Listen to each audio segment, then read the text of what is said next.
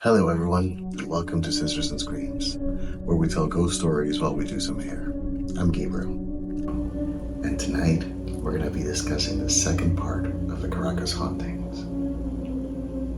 So in the last story, I was mentioning how I was living in an apartment in Caracas with my niece, and how strange things were happening all over the place that were, in our minds, paranormal, at least unexplainable.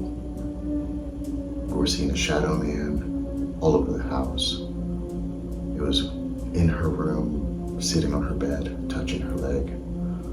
I saw him standing in the bathroom. Drawers would open and close. It would always sound like somebody was cooking in the kitchen even though there was nobody there. And a bunch of other strange things. So if you want to get more of a context, then just watch the first episode. But now, let's dive into what happened after.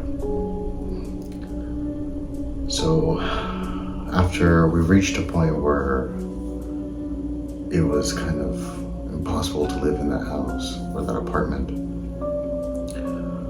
one day, my niece's father told me that he needed to go run some errands, and he asked me if I would like to come with. I didn't have anything to do that day, so I said yes. But I had no idea what he meant by errands. I presumed it was going to be something around downtown, but it turned out to be something that was 3-4 hours away from where we lived. While we were driving, I asked him, and he finally told me where we're going. He said that we were going to take care of the thing that was happening in the house. So we reached our destination, as I said before, 3 to 4 hours later. We went and drove to another state. We were in Caracas, and we drove all the way to La Guaira, and we went up to the top of a mountain where there were these really broken down houses. And one in particular, the one that we parked at, seemed to be abandoned. I mean, I couldn't really fathom how somebody was living there, but when we walked inside, there were people in there and they lived there. The house, as I said, was unfinished, and there were tons of candles and saints and other idols just everywhere. So right off the bat, I knew that I was walking into something that had to do with santeria. For those who don't know what santeria is a religion that is practiced in South America, which is a combination of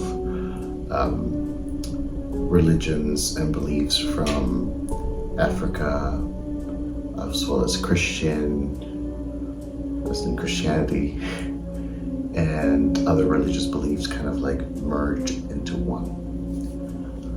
And the people there were telling us that they were going to do a ritual where they're going to be talking to the dead. And from there, we were going to get some answers. So we're not the only ones there. There was a group of people that didn't really know each other. There was certain pockets of people there, and they were all there for the same reason. They wanted to be part of the ritual, and they wanted to get some answers about their own personal issues. So 30 minutes after we got there, the ritual was being prepared in the back patio, and there was an altar full with idols and candles, and there was a big, great circle around it of salt. Inside that circle was the chairs that we're going to be sitting in and the altar, as well as a chair that was right in the middle. They explained the ritual as something that was going to get us to communicate with the courts in the heavens. So in that religion, they believe that the heavens are filled with courts. These courts are like the court of the Vikings, the court of the First Nations, the court of the freedom fighters. There's many, countless. So after they explained that to us, they basically said, we're gonna bring down some spirits from those courts, and then you can ask them their questions, or they're gonna reveal to you what they want to reveal to you. This kid, I think he must have been maybe 15, 16, sat in the middle of the chair. He lived in the house that we were at, and he was something called the santeria,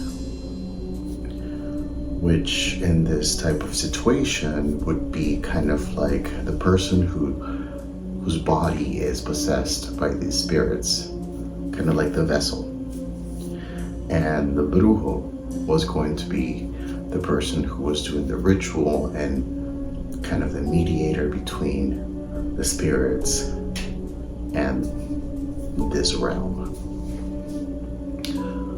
So the ritual began. He was mumbling things that I couldn't really understand, which I presume it's some sort of chant that had to do with what they were doing.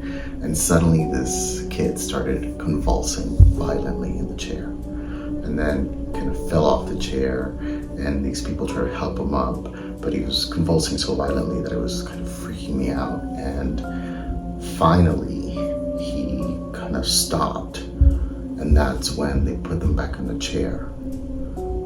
I noticed a huge shift on his body language, or the way he would carry himself. He went from being a 15-year-old full of energy type of kid to this old man that needed a cane to move around. And they gave him a cane. He sat down in the chair again, and then the brujo said, okay, one by one, each of you, I'm gonna call you up. You're gonna ask him a question by whispering that question in his ear, and then he will answer to you. But you can only ask one question. And that's what we did. One by one, we all started coming up and asking our questions. I'm not gonna tell you what I asked because it's very silly, and it's irrelevant to the story. But everybody else got to go, right? Then after that, the second spirit was supposed to come in. So they take the spirit of the first one out of the body and they invite the second one in. Same thing happened. Convulsion, symptoms of like, I don't know, something was going on. At this point, I'm not really religious, so I'm thinking it's an act, but albeit an amazingly performed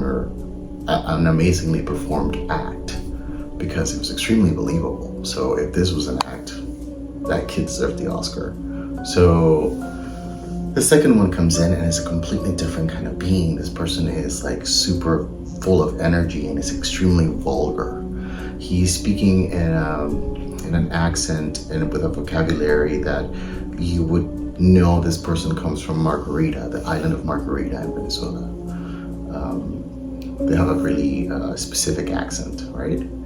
And once he starts looking at people, he starts pointing at us, and he starts telling us things about ourselves out loud, like yelling it in front of everybody. The first thing he said about me was that he could smell a gay, and I'm like, yes, bang, bang, ding, dang. I mean, like, I was trying to hide it back then because I was in the closet, but I didn't think there was like a revelation that you needed a spirit to tell you at that moment. But I mean, I felt exposed, that's for sure. And then he went to my niece's father and pointed straight at him and said, you are a terrible person. He said it in other words that I can't say for YouTube, but he said basically, you're an asshole. You're a terrible person. You harm people on purpose and you enjoy what you do. And you're the worst type. And guess what? What's going on around you and with you in your apartment and your house is a product or a result of you. Because let me just explain something first. He would date several women at once, promise them everything, relationship, marriage, the whole shebang, and then he would just dump them and pick another one. He always had like 5 going on, like 5 girls at once. So this one girl, apparently he got her pregnant and basically forced her to abort the baby because he didn't want it.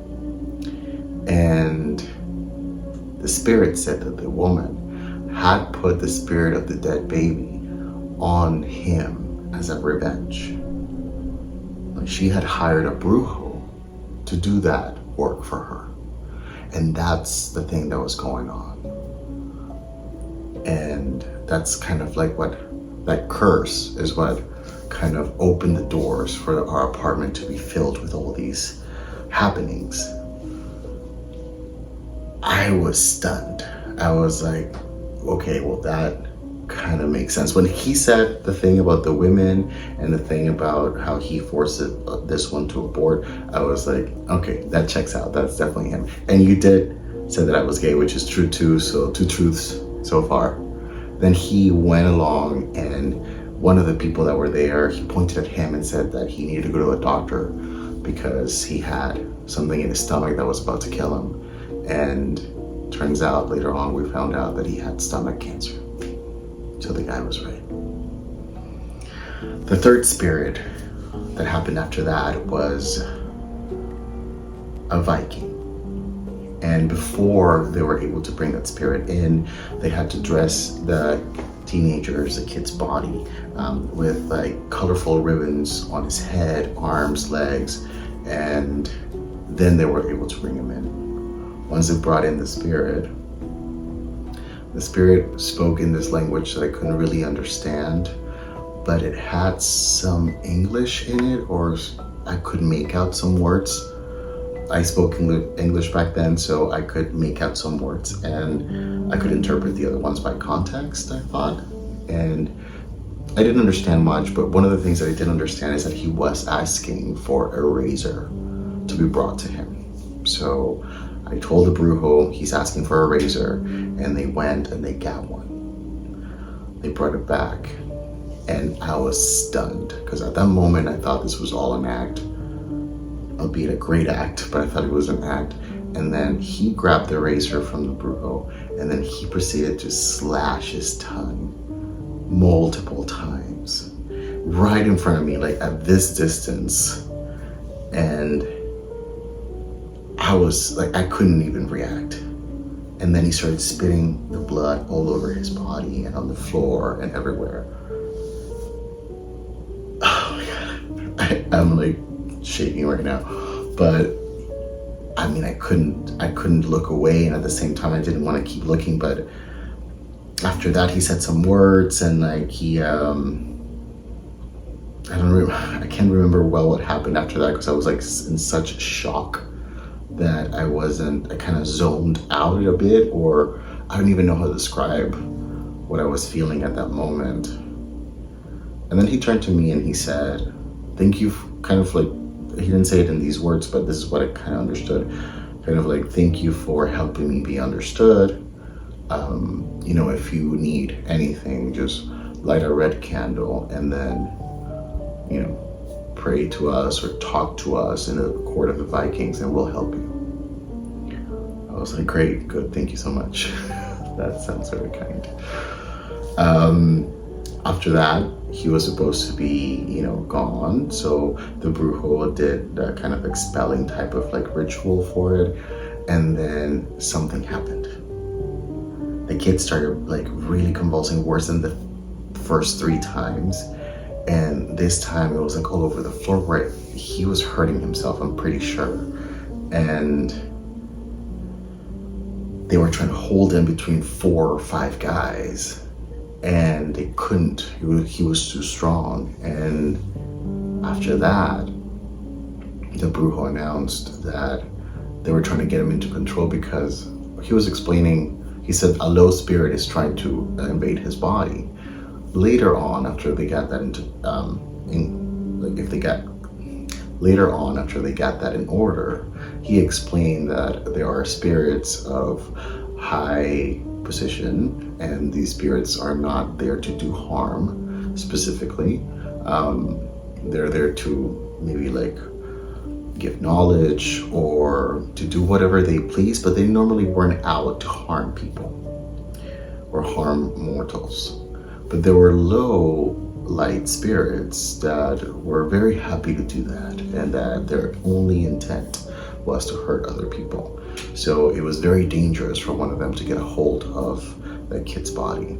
So they fought him off with like other rituals and chantings and stuff, and finally they were able to kind of like bring everything back to peace. My shock came when the ritual was done and I walked up to the kid and I said, please, I don't mean to offend you or anything, but could you show me your tongue? And he did.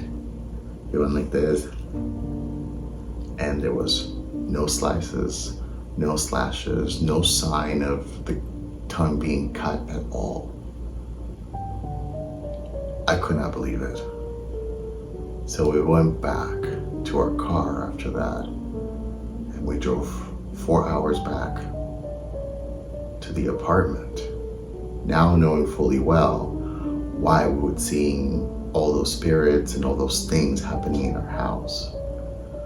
All the drawers being, open and closed, the cutlery being kind of like, I don't know how to describe it. It's like if somebody was messing with it, and it sounded pretty much like somebody was making a huge meal and using everything in the kitchen. But when you would go to the kitchen, there would be nobody. I could see the light switch in the bathroom turn on and off, and I could see the clicker go on and off, and I could walk into the bathroom while that was happening, and it wouldn't stop until I would yell stop, and then it would stop. I could feel hands under my mattress when I was sleeping, pushing the mattress up. As I said before, my niece would see a shadow man in her room that would sit on her bed and caress her leg. We were seeing all kinds of stuff, and the house felt heavy and weird all the time. We would see these things at 3 p.m. in the afternoon, like broad daylight, or at night. It didn't matter what time it was. After that, my niece's father decided to hire the same brujo that was at the ritual to cleanse the house. And that, everyone, is going to be part 3 and the final part of the story, because what happened in that ritual in that apartment, I don't even know how to tell you. And that was the second part of the story. We are going to go into the third for the next video, and the final one, where we can wrap up this story about the Caracas hauntings and what was happening in that apartment and how it all ended. So I know that during this story I was not doing Tiffany's hair actively, but I was actually. I was giving her some waves before, and during the video those waves were resting a little bit, so we can see the final form now. So if you can see Tiffany, she is ready to go party tonight with some of her friends. And by friends, I mean all the other mannequins I have. So thank you so much for listening and being here with me and sharing this moment. We're gonna have the third part coming up, most likely in a week or 2. If we get some room. I have a lot of bookings I have to get through. But without all that said, I'll see you in the next video. And please, be safe and don't look behind you. Bye.